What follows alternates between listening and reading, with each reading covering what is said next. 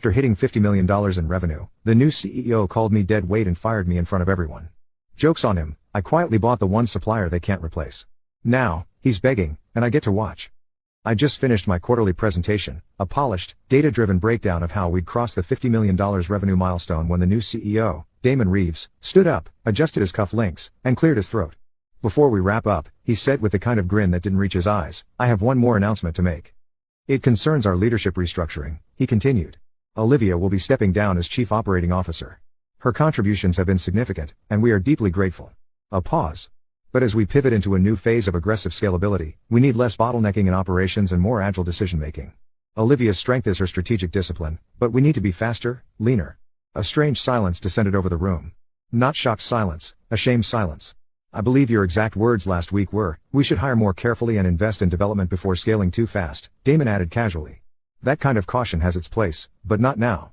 Thank you for your service." He turned to the team as if that explained everything. I stared at him, this man who had joined the company less than 3 months ago, and smiled. "I appreciate the clarity," I said simply. No dramatics, no tears, no protest, just silence. Then I stepped aside as Damon took over the projector and launched into a slide titled Phase 2, Structural Optimization. I walked back to my office as if I were just heading to a lunch break. They didn't know. They had no idea what I'd already done. 2 months earlier, when Damon had been appointed by the board, I'd felt something shift. He came from a background of fast turnover VC firms, places where decisions were made with spreadsheets and ego, not people. From day one, he saw me not as a partner, but as an obstacle to bulldoze. I'd founded the company's original product line 6 years ago. I'd built the team. I'd written the operations manual. And when our founding CEO had stepped down due to health reasons, it was me who kept the ship from sinking. I didn't ask for praise. I asked for loyalty. I got neither.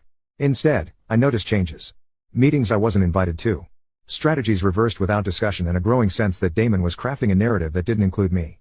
Then one afternoon, I overheard his assistant on speakerphone, scheduling a lunch with our largest vendor, my vendor, the one I had personally negotiated contracts with for 5 years. "The idea," he told the vendor's rep, "is to phase Olivia out quietly. It'll make things smoother." They wanted to erase me, but I had already begun taking precautions. I'd seen the signs, and I knew something they didn't. Our biggest vendor, Chronocore Systems, had been struggling financially. I'd been reviewing their quarterly filings quietly, and I knew they were looking for a buyout. The opportunity was golden. So, I reached out to an old friend from grad school, now a private equity partner in Boston. We made an offer through a holding company I had created quietly the year before. It was a clean acquisition, silent, legal, discreet. By the time Damon called their CEO to push me out of vendor negotiations, he was told politely but firmly that any communication would now go through the holding company's new leadership. He never made the connection. So when he announced my termination in front of the team, when he smiled as if he'd just removed the last obstacle to his precious Phase 2, I didn't flinch, because while Damon was sharpening his axe, I was buying the ground he stood on. Back in my office, I packed my things slowly. Family photo. The brass fountain pen my team gave me last Christmas.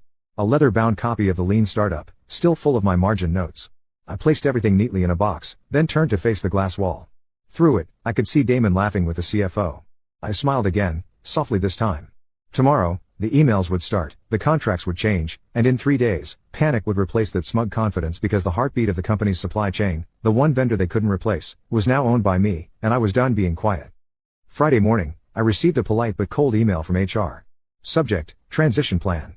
Olivia, please complete the enclosed checklist before 5 p.m. today. We'll arrange for your severance and benefits transfer accordingly. Also, Damon asked if you'd be willing to draft a knowledge transfer document for your replacement. Best, Camille. People Operations. I chuckled. The man fires me in front of my team, then asks for a favor like we're exchanging birthday cards. Still, I responded with a short message. Camille, I'll ensure all deliverables are documented. Regards, Olivia. It wasn't just professionalism. It was strategy. Every file I handed over would be clean, precise, and just incomplete enough to make them reliant on a partner they no longer controlled. And that partner, Chronocore Systems, they still hadn't put the pieces together. At 10:17 a.m., I got a call from Michelle, my attorney. They've started sniffing, she said. A junior procurement manager at your old company reached out to Chronocore asking why they haven't signed off on a new delivery schedule. And we responded formally, cited the recent acquisition, and said the new leadership team will be handling future discussions directly, she continued. They'll escalate it by Monday, I predict, especially when they realize how central Chrono is to the Phase 2 rollout. They've got a dependency they didn't even think to vet, Michelle said, almost amused. Congratulations, you own their supply chain. I leaned back in my chair, staring at the stack of framed awards I hadn't packed yet. Most were for operations excellence, cost savings, strategic procurement, all earned under my watch. They used to be proud of me until I became inconvenient. That evening, I had dinner with Clara, one of the few people at the company I still trusted.